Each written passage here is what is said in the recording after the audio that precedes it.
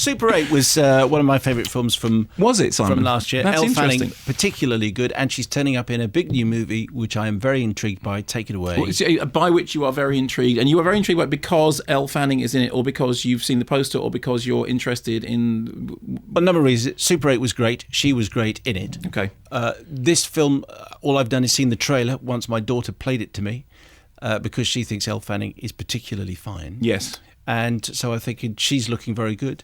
And this looks like an intriguing film. And if Elle Fanning had been around, it'd be good to have her on the programme. But she hasn't been around, so we can't. Okay, fine. So I'm relying on you entirely to tell me what I think. Referring entirely to Ginger and Rosa, which is the new film by Sally Potter, who made Orlando and Tango Lessons. So the story is two teenage girls, Elle Fanning and Alice Englert, I beg your pardon, who were born in beds next to each other, okay?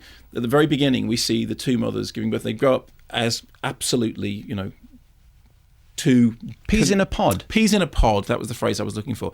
In the 1960s, in a time in which obviously, great social change, bohemian alternative lifestyle, wayward fathers who are poets, ban the bomb going on in the background, and they're at exactly that point when things are changing for them and the world is changing all around them, and the missile crisis is around, and the spectre of nuclear war has never been stronger. Here's a clip.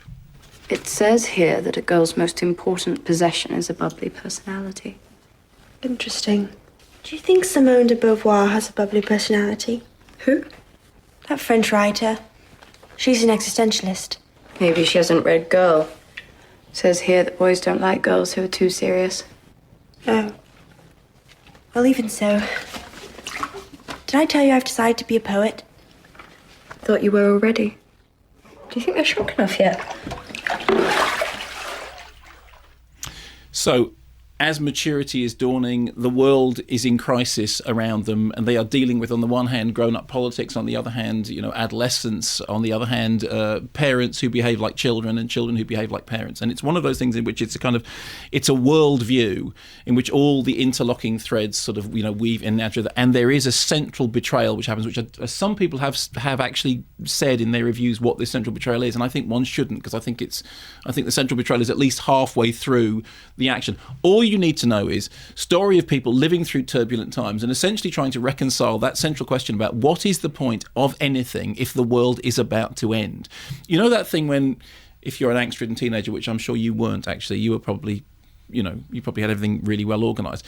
But if you're an angst-ridden, middle-aged, I'm making up for it now. Fine. Really. If you're an angst-ridden teenager, if you were an angst-ridden teenager at the point that the world appeared to be on the brink of nuclear war, and everyone was telling you, it's not that long ago when, I'm old enough to remember Protect and Survive. The idea that, you were at least living in the shadow of nuclear war enough that they should tell you that in the event of a nuclear war, you should hide under a table or stand under a door.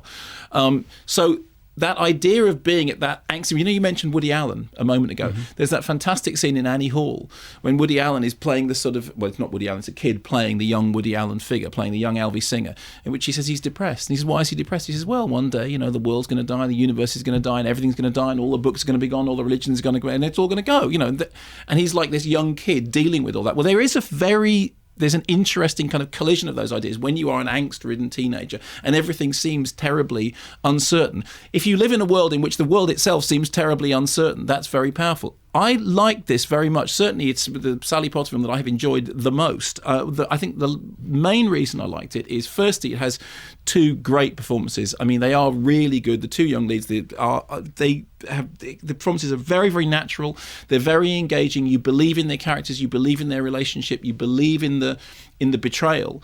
Also, they're surrounded by, Tim Spall, Annette Bening, Oliver Platt, people who are playing the adult roles. And there is a lovely... observational thing about the way in which the adults, who are terribly full of their own revolutionary selves, are more childish and more selfish and more pompous than the children would ever be. And there is particularly a fantastic portrait of the conscientious objector, poet, father, who goes on about how he went to prison for the right to behave however he wants.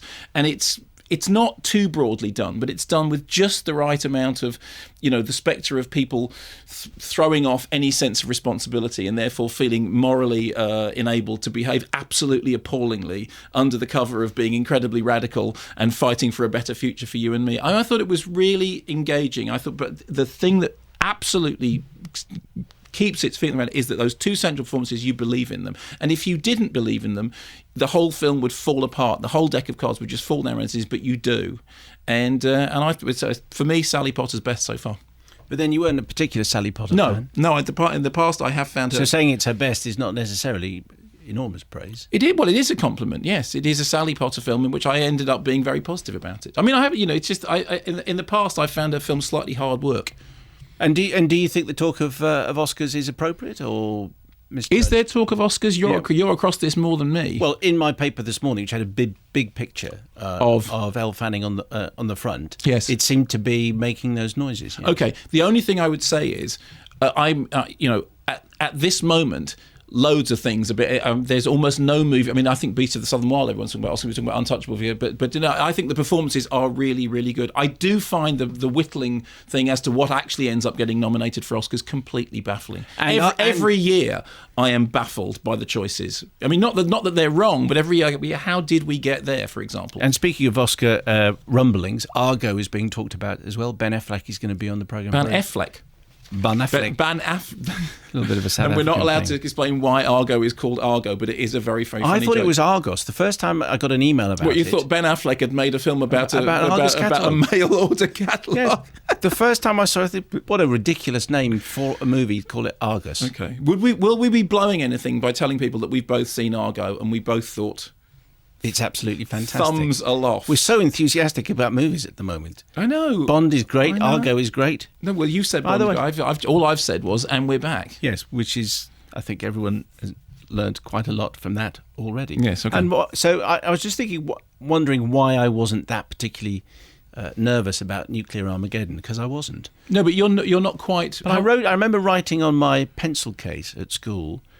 I was mainly wondering whether Alfie Kohn would be the future of Spurs. So I used to write that on my pencil case. Okay. Although the future of Spurs would have been thrown into some disarray by the end of the world, wouldn't it? Yeah, but I was more worried about that. And I remember writing something about the Lib Lab Pact, because there was some talk about Callaghan government working with the Liberals. I was sort of worried about that. Okay. But I wasn't particularly worried about Nuclear Armageddon. Okay, can I ask you a question? Did you ever wear a CND badge? No. Because I was never in CND. No, but there was loads of people who wore CND badges who weren't in CND. Oh, so it was just like a posy badge to wear? No, there was lots of people who believed in, but they wouldn't have to be in CND. It was like one of those broad... like a symbol? Yeah, I just wondered whether you ever wore a CND badge. Why did you ask me because that? Because there was a churchy element to it, and there was a political... I just wondered. Never mind, but the answer is no. I was going to say, if you did, there's a lot to sort of smile at in Ginger Rosa, because there is an awful lot of that CND nostalgia. Did you ever have a Hunt Saboteurs t-shirt? No, I don't think so. I mean, the Comsat Angels t-shirt, but not really the same. Yeah.